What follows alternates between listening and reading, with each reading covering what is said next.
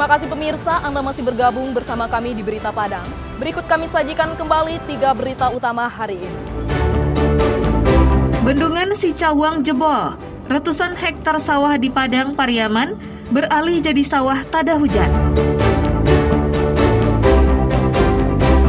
Gunakan truk towing. Sabu-sabu 8 kg dibawa dari Sumatera Selatan ke Padang.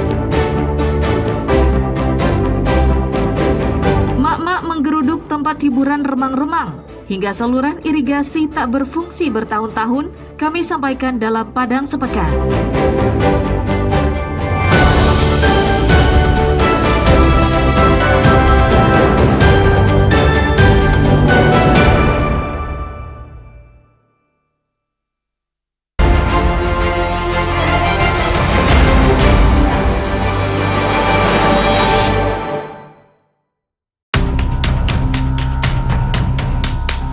Jembatan gantung sepanjang 100 meter yang merupakan penghubung antara Jorong Rambahan dan Jorong Rambahan Timur, Nagari Tanjung Betung Timur, Kecamatan Rau Selatan, Pasaman, telah ambruk sejak 6 bulan yang lalu dan hingga kini masih terbengkalai.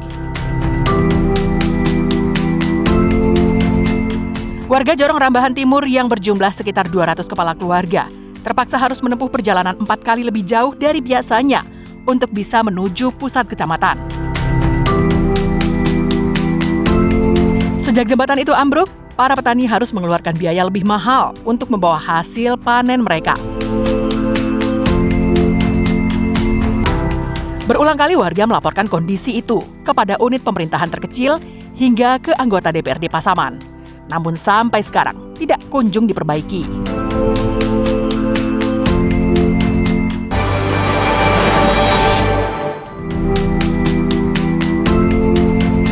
Mak-mak dan tokoh masyarakat menggerebek sejumlah tempat karaoke dan kedai remang-remang di Jorong Batang Umpai, Nagari Aya Gadang, Pasaman Barat. Penggerebekan dilakukan sebagai tindak lanjut keresahan warga sekitar dengan adanya aktivitas yang diduga melanggar perda ketertiban umum dan menimbulkan kegaduhan di tengah-tengah masyarakat. Pasalnya, kafe, karaoke, dan warung remang-remang itu, selain beroperasi melewati jam operasional, selalu menyediakan wanita penghibur, baik berkedok pendamping lagu maupun pelayan kafe. Akibatnya banyak kasus perceraian di Jorong Batang Umpai, karena para suami sering berkunjung ke tempat hiburan malam itu.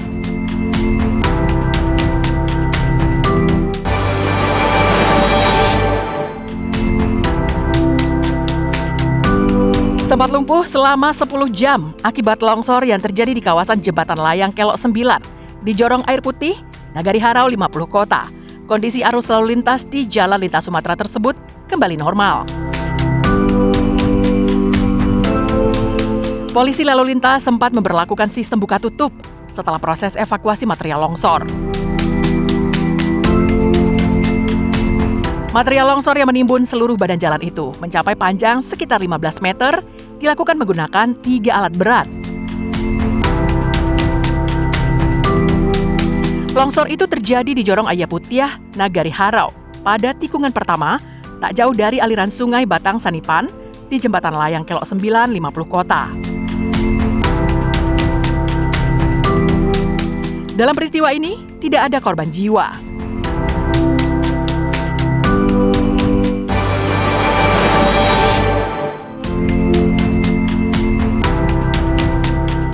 Jalan penghubung dari Nagari Tanjung Betung ke Nagari Tanjung Betung Timur, Kecamatan Rau Selatan, Pasaman, rusak berat selama 10 tahun ini.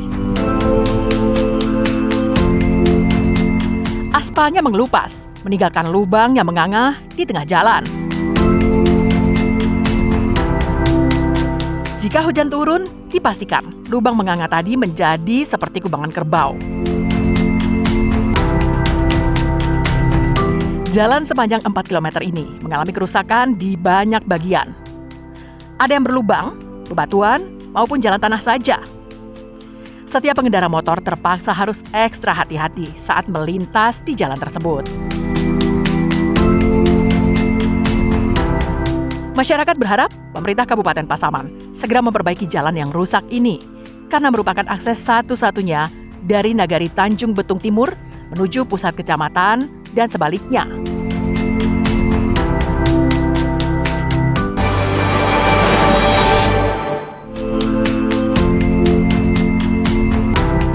Lebih dari 500 hektar areal persawahan di Kecamatan Pariaman Selatan, Pariaman, telah lama beralih fungsi menjadi sawah tada hujan. Pasalnya, sejak 7 tahun lalu, irigasi Anai 2 yang dibangun untuk mengairinya tak lagi berfungsi. Saat ini, saluran air dipenuhi tanaman liar akibat tak terawat dan tak kunjung dialiri air. Sebagai gantinya, sebagian petani menanami lahannya dengan tanaman jagung. Tujuannya agar lahannya tidak terlantar, sekaligus bisa menghasilkan. Jika saluran irigasi Anai 2 berfungsi, akan berdampak terhadap kondisi lebih dari 500 hektar sawah yang akan meningkatkan perekonomian petani. Warga menuntut jika memang irigasi Anai 2 tidak diurus, sebaiknya lahan saluran ini dikembalikan saja kepada masyarakat agar dapat diolah menjadi lahan yang bermanfaat.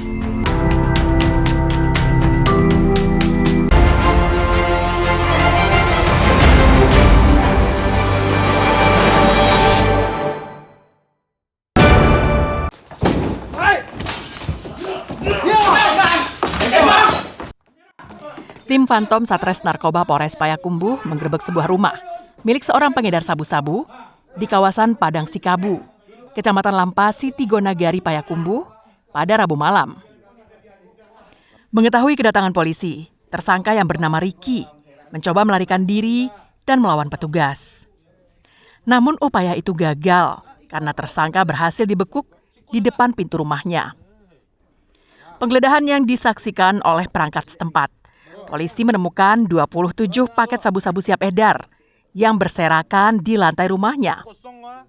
Selain itu, polisi juga menyita alat hisap sabu-sabu dan beberapa bungkus plastik bening.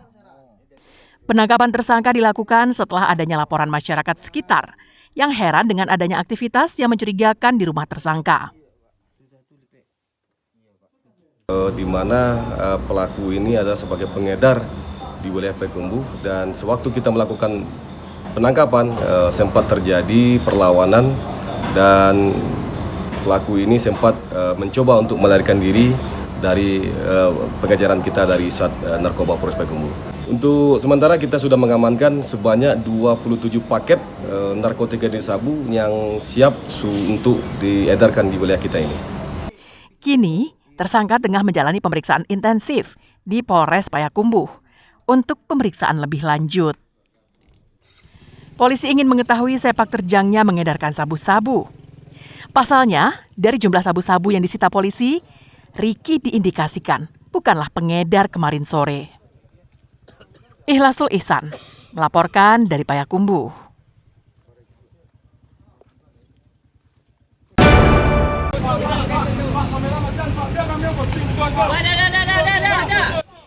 Ada-ada saja usaha pelaku peredaran narkotika saat melancarkan aksinya. Seperti yang terjadi di Padang. Truk pengangkut mobil yang membawa sebuah minibus berwarna hitam ini ternyata juga membawa sabu-sabu. Namun petugas BNN Provinsi Sumatera Barat yang telah mengintai pergerakan pelaku tak dapat dikecoh begitu saja. Sebanyak 8 kg sabu-sabu yang dibungkus rapi dalam plastik kemasan durian dan disimpan di dalam bagasi minibus berhasil diamankan petugas. Petugas menangkap 4 orang yang diduga terlibat peredaran sabu-sabu itu. Dari keterangan pelaku, truk pengangkut mobil itu disewa untuk membawa minibus dari Palembang menuju Padang. Sesampainya di Jalan Raya Indarung, Padang Besi Padang, truk pengangkut mobil itu dihentikan petugas. 4 orang termasuk sopir truk dibawa ke kantor BNNP Sumatera Barat beserta barang bukti sabu-sabu dan kendaraan yang digunakan pelaku. 3 pelaku, Dery, Wagino, dan David, masih ditahan di kantor BNNP Sumatera Barat untuk menjalani proses hukum lebih lanjut. Sementara Angga, sopir truk, kembali dibebaskan karena tidak terbukti terlibat. Kita Sumatera Selatan, Jambi, kemudian masuk ke Solo dan Padang. Nah, setelah kita melakukan pendalaman, kemudian menganalisa, kita turunkan tim Osnal, ternyata benar modusnya mobil ini di towing dari tol di Sumatera Selatan, kemudian kita hentikan di daerah Bandar Buat. Setelah kita geledah, ternyata betul yang bersangkutan membawa narkotika jenis sabu, jumlahnya cukup banyak ini, sekitar 8 paket, lebih kurang 8 kilo lah. Rencananya, sabu-sabu sebanyak 8 kg itu akan diedarkan di beberapa kabupaten kota di Sumatera Barat. Sri Purnama melaporkan dari Padang.